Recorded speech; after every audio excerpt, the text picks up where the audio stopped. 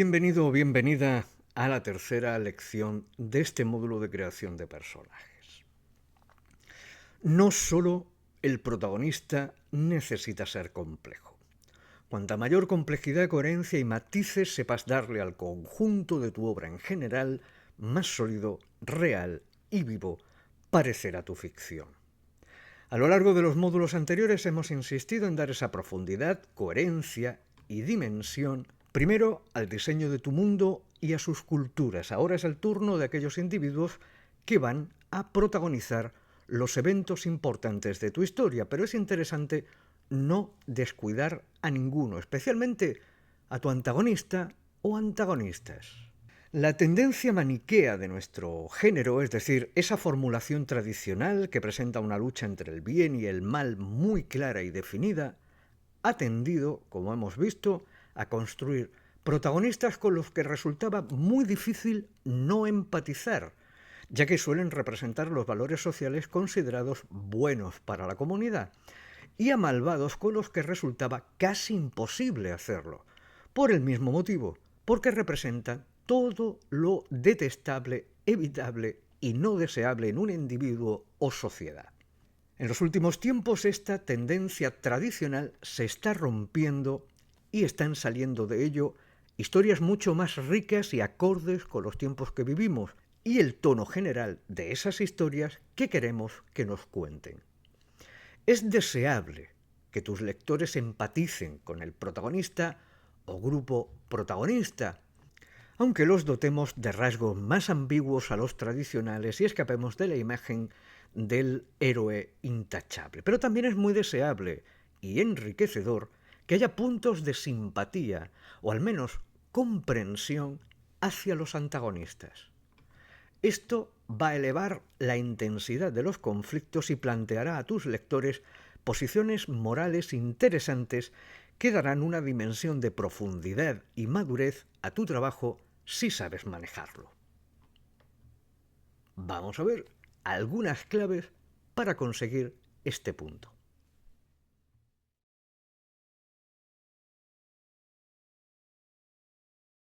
El villano malvado, por el mero hecho de serlo, ha quedado obsoleto y creo que por buenos motivos, principalmente porque no es creíble.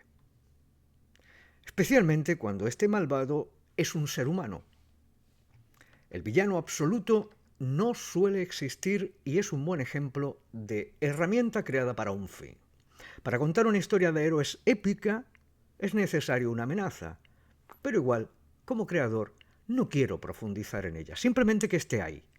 Si analizamos algunas de las figuras históricas que han podido pasar a los anales como posibles grandes ejemplos de villano, que pusieron además en jaque a toda la civilización de su tiempo, pensemos por ejemplo en Hitler, Napoleón o Gengis Khan, su motivación no era simplemente destruirlo todo o apoderarse de todo. Tenían un motivo justificado, al menos desde su punto de vista, y especialmente de quienes los seguían, para hacer lo que hicieron. Un buen antagonista es un reflejo del protagonista, una fuerza que se opone a él, pero con una lógica y una convicción propias. Tenemos que dársela o deberíamos de hacerlo.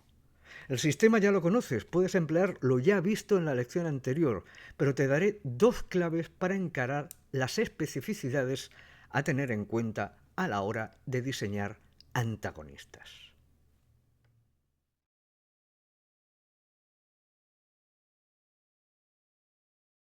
Exacto, piensa en el villano como en el héroe de su propia historia. Invierte todo el esquema. Invierte todo el esquema y piensa en el villano como en el héroe de tu misma historia, pero desde su punto de vista. Si lo haces con equilibrio, estarás creando una dimensión nueva, en el que solo tu enfoque como autor es el que ha determinado las posiciones iniciales. Gengis Khan resultó un demonio para sus enemigos, pero un dios entre los suyos, porque unificó un pueblo dividido al que colocó en el primer orden mundial. Hitler fomentó acciones crueles y sostenía una superioridad racial del pueblo alemán, pero su objetivo era engrandecer una nación devastada y humillada en la Primera Guerra Mundial, para devolverle la grandeza de su pasado.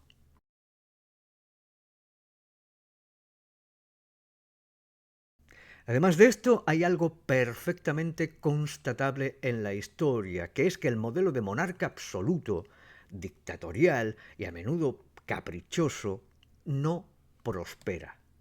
Un malvado inconstante, volátil, cruel con los suyos, cuyas acciones solo le benefician a él, tiene los días contados en la cúspide del poder. Y lo más probable es que sean sus propios allegados, los más cercanos, quienes conspiren para eliminarlo. Los emperadores romanos o reyes medievales con tintes de locura como Calígula o Nerón fueron eliminados desde dentro y tuvieron reinados cortos precisamente por ello. Calígula, de hecho, fue asesinado por su propia escolta personal. Aquellos que se preocuparon de beneficiar a sus bases de poder tuvieron reinados largos y prósperos. Tu antagonista necesita aliados para mantenerse en el poder. Y debe de haber razones de peso para que esos aliados quieran seguirle y no derrocarlo. Desengáñate. El miedo y el terror suelen ser uno de los mayores motivos para organizar una conspiración contra tu antagonista dentro de sus propias filas. Así que ata muy bien estas cuestiones. Ese es el consejo que te doy. Tienes fuentes históricas sobre multitud de jefes de Estado para investigar qué hacían para mantenerse en el poder. Consúltalas y elige las que mejor te convengan.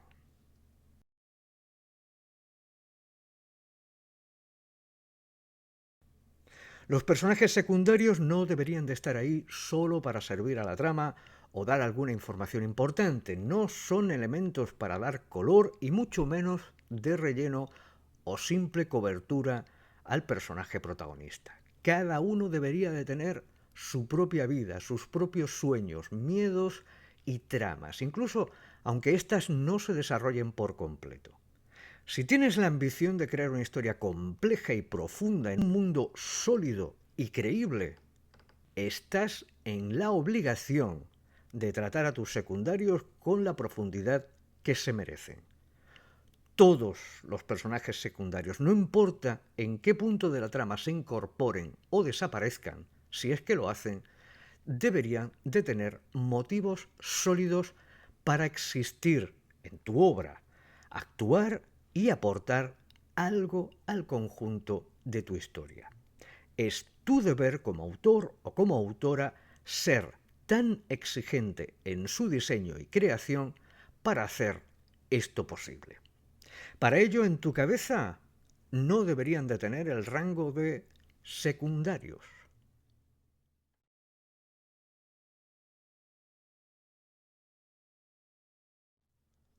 Una buena manera de aportar capas de profundidad en los secundarios es proporcionarle sus propias tramas que incorporar a la trama general. Te resultará más útil diseñar tramas personales que puedan ser fácilmente de incardinar en la historia, que puedan solucionar un conflicto interno del propio personaje secundario o incluso del principal. La trama personal de personajes secundarios es un recurso muy utilizado en el diseño de aventuras de rol, tanto de mesa como en videojuego. Podrías echar un vistazo ahí, a ese territorio, para inspirarte. De todas formas, voy a listarte algunas ideas.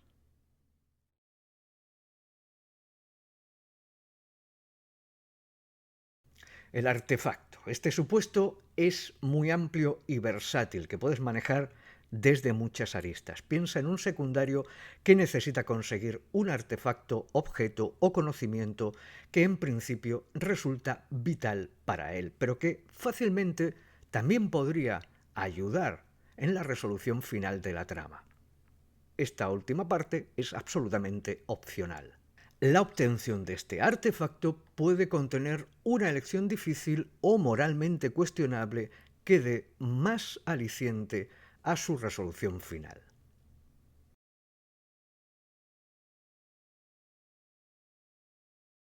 La deuda del pasado. Este evento también puede ser muy amplio y se puede trabajar desde muchos focos, desde muchas perspectivas. El secundario tiene un secreto en el pasado que sale a la luz durante los eventos de trama y tiene que ser resuelto. Este evento del pasado puede ser desde un antiguo crimen o delito del que redimirse a un antiguo adversario que busca venganza, una venganza propia, una prueba no superada. Es decir, es un recurso muy amplio, tiene cientos de variantes. También puede contener algún tipo de dilema moral al que el secundario deba de dar solución.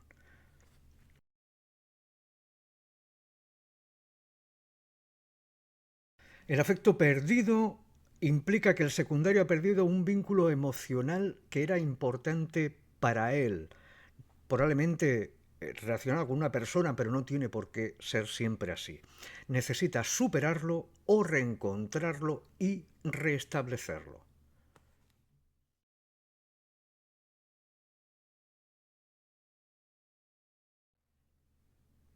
El secundario tiene un interés amoroso no resuelto que puede resolver. Puede ser interesante que ese interés amoroso se encuentre dentro del grupo. Tus lectores pueden encontrar muy interesante y sugestivo que les muestres cómo dos personajes se van enamorando poco a poco a lo largo de tu historia y descubrir cómo se resuelve esa situación.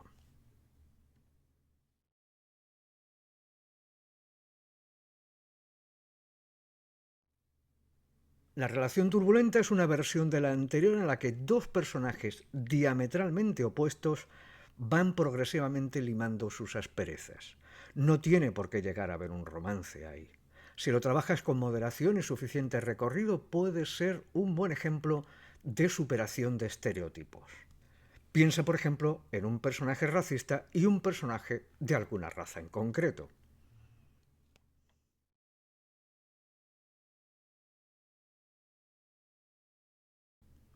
Una buena trama secundaria puede ser ver cómo un personaje secundario supera una limitación propia, un miedo o una tara a medida que se desarrolla tu historia y por lo tanto su propia historia. Trata de que tus tramas de secundario no solo sean una side quest, como dirían los gamers, una aventura paralela. Esfuérzate por darle veracidad, realismo y naturalidad a esa trama secundaria. Visualizar lo importante que es para ese secundario lograr ese objetivo y que exista una lección aprendida, no necesariamente una lección moral, en ese secundario que le haga crecer, evolucionar al finalizar su trama.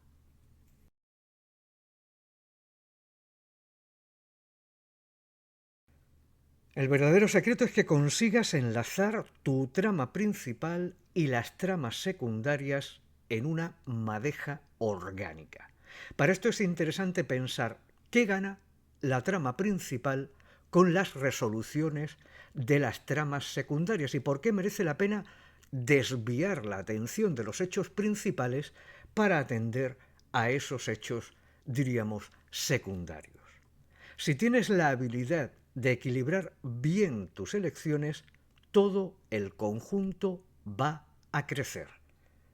Para ello no hay técnica concreta, pero cuanto más conozcas a tu mundo y a tus personajes, más fácil te resultará incardinarlo todo de manera natural.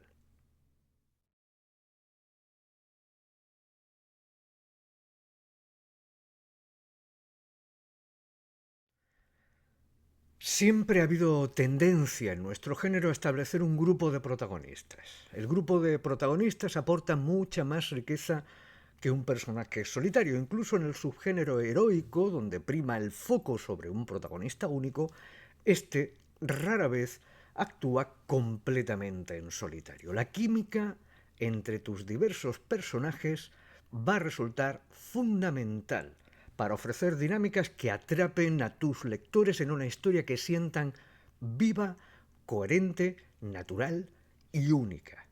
No es suficiente tener personajes individuales fuertes. Es fundamental cómo reaccionan y se relacionan con los demás. La creación de una química entre los personajes y distintos roles dentro del grupo tiene las mismas etapas y estrategias que diseñar un personaje. Consejo para escritores estructurados o maquinistas: quizá te interese colocar todas las fichas de información de tus personajes juntas, especialmente el apartado de sus personalidades y rasgos de carácter, fobias, filias y todo esto. Con ello vas a tener una panorámica absolutamente visual y rápida de cuáles son los puntos de conexión y asperezas entre los distintos personajes. Te sugiero establecer y construir sus vínculos y la química personal a partir de ahí. ¿Qué cosas a tener en cuenta en general?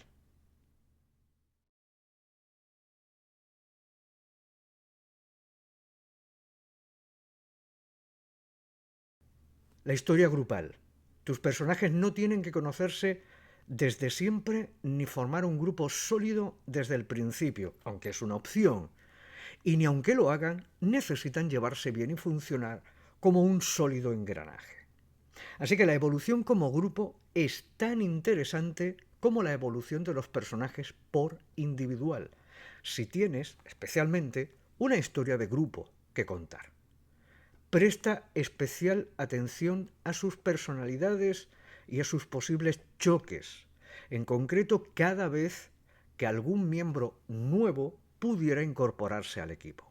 Si eres un escritor emocional, te va a bastar ponerte en la piel de esos personajes para saber sin error qué aspectos de la personalidad de sus compañeros, o en el caso del nuevo incorporado a la trama, van a tolerar y cuáles no.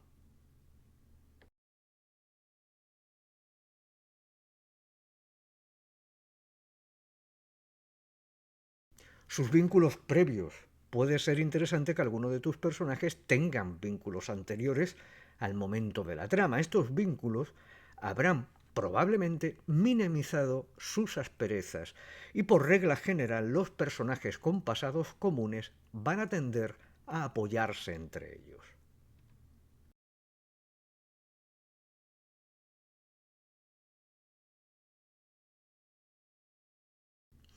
Haz que su relación evolucione.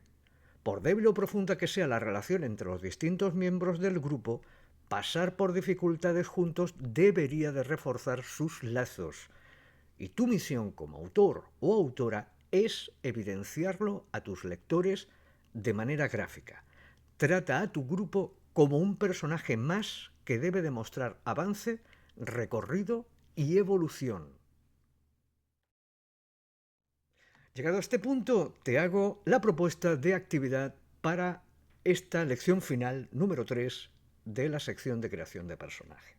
El reto aquí es fácilmente imaginable. Diseña un antagonista y a un pequeño grupo de héroes aplicando las bases que hemos visto en esta lección. Puedes utilizar los modelos que hiciste en la primera de las actividades.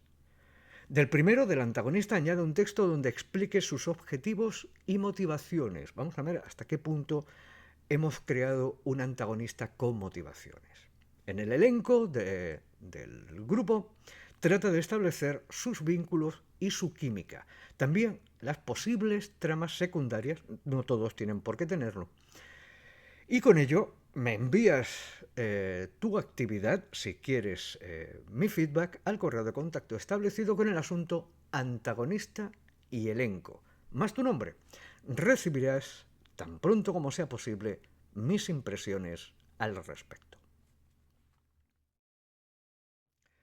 Buena parte de lo visto en esta lección tiene un trabajo previo de diseño, pero otra parte va a ser necesario exponerla en el cuerpo escrito. Existen algunas técnicas y recursos a tu disposición, tanto para organizar y establecer el esquema desde el que redactar, como para visualizar todos estos aspectos, visualizarlos en el texto que hemos trabajado previamente en la fase de diseño. Si quieres conocerlos, avanza hasta el cuarto módulo de este curso, donde quiero hablar de la organización de la trama y de las técnicas narrativas a tu disposición.